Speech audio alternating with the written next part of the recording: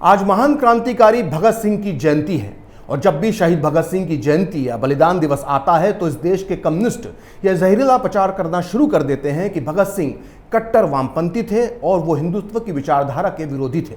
दरअसल ये बहुत छोटी और कुत्सित मानसिकता है।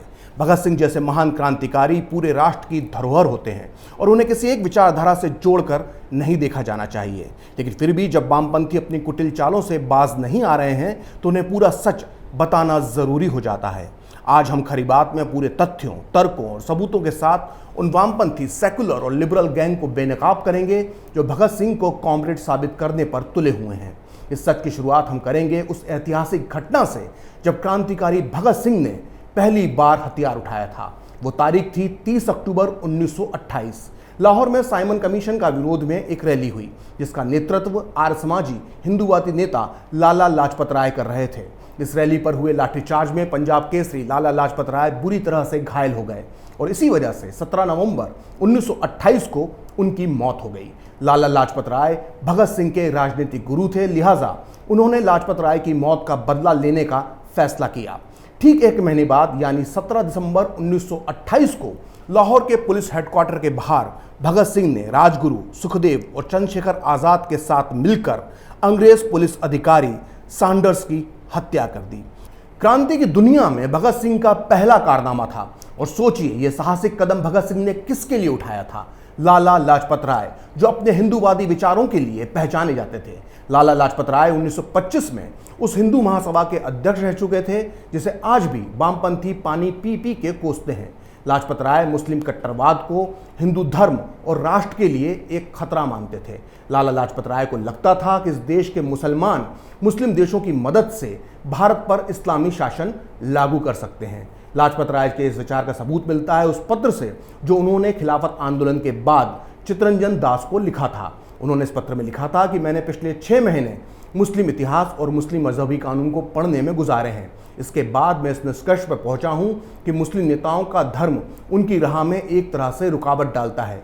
क्या कोई मुस्लिम नेता कुरान के खिलाफ जा सकता है? मुझे आशंका है कि अफगानिस्तान, मध्य एशिया, अरब और टर्की के हथियारबंद गिरोह हिंदुस्तान के 7 करोड़ मुसलमानों के साथ मिलकर मुश्किल हालात पैदा कर देंगे। मैं मुस्लिम नेताओं पर विश्वास करने को तैयार हूं, लेकिन क्या ये लोग कुरान और हदीस के आदेशों का विरोध कर पाएंगे? सोचिए, क्या शहीद भगत सिंह ने लाला लाजपत राय के इन विचारों को नहीं पढ़ा होगा?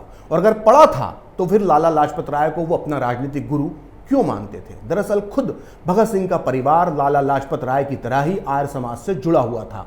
उनके दादा अर्जुन सिंह आर्य समाज के संस्थापक स्वामी दयानंद सरस्वती के अनुयायी थे। खुद भगत सिंह ने आर्य समाज के डीएवी स्कूल से शिक्षा प्राप्त की थी और उनके जीवन पर आर्य समाज का जबरदस्त प्रभाव था।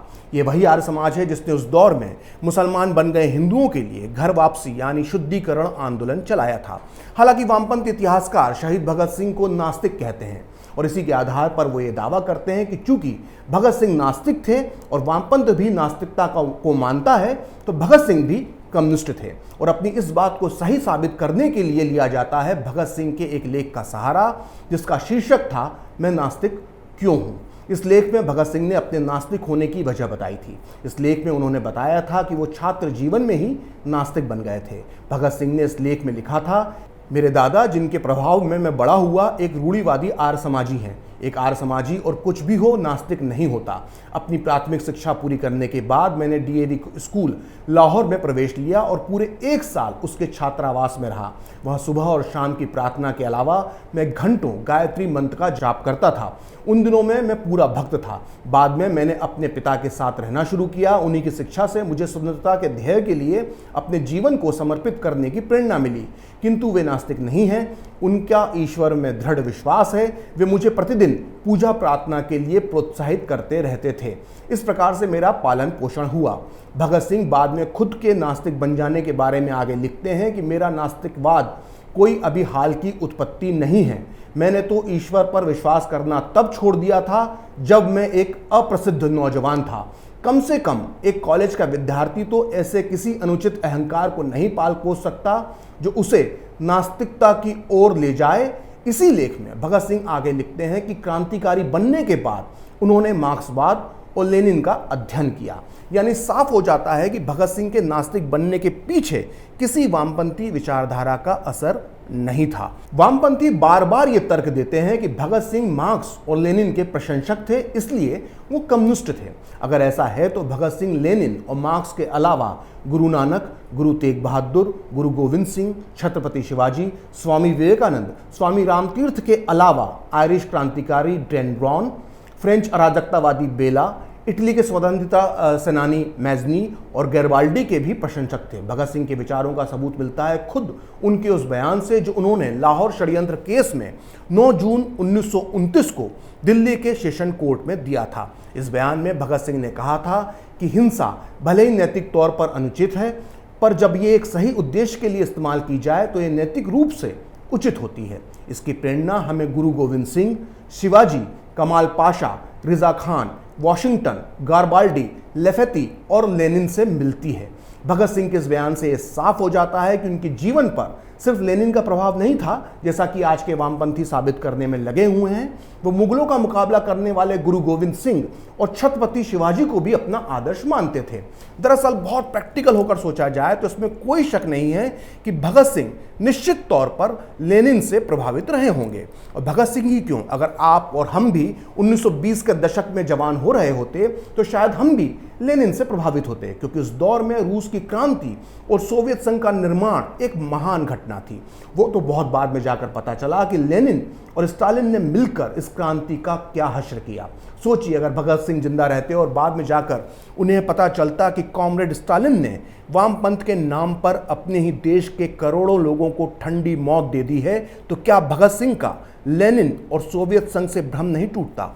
वामपंथियों ने भगत सिंह को कम्युनिस्ट पार्टी से जोड़ने की भी कोशिश की है, लेकिन हकीकत यह है कि भगत सिंह जेल से बाहर थे तब तक भारत में कम्युनिस्ट पार्टी अपनी जड़ें नहीं जमा पाई थी। इतना ही नहीं, भगत सिंह के क्रांतिकारी गुरु सचिंद्रनाथ सान्याल खुद वामपंथ के विरोधी थे। सान्याल ने व्यक्ति, समाज और मार्क्सवाद शीर्षक से 23 पेज का निबंध लिखकर मार्क्सवाद को पूरी तरह से अवैज्ञानिक और अधूरा सिद्ध किया था। क्रांतिकारी सचिंद्रनाथ सान्याल ने यह भी आरोप लगाया था कि उस दौर में वामपंथियों ने भगत सिंह को अपने साथ मिलाने के लिए कई षड्यंत्र रचे थे। उन्होंने लिखा था कि गदर पार्टी के एक नेता संतोष सिंह को रूस बुलाया गया, वहां से वो पैसा और साहित्य लेकर भारत लौटे।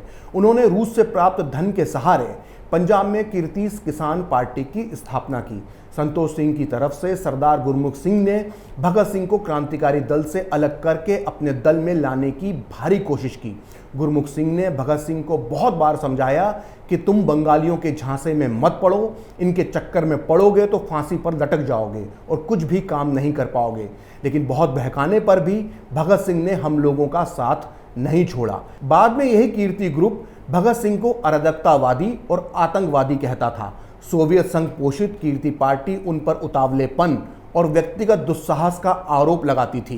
कई वामपंथी आज ये दावा करते हैं कि अगर भगत सिंह जिंदा रहते तो वो कॉमरेड बन जाते, लेकिन इन लोगों को अपने ही एक बहुत बड़े नेता कॉमरेड अजय घोष की 1945 में लिखी किताब Bhagat Singh and his comrades पढ़ना चाहिए।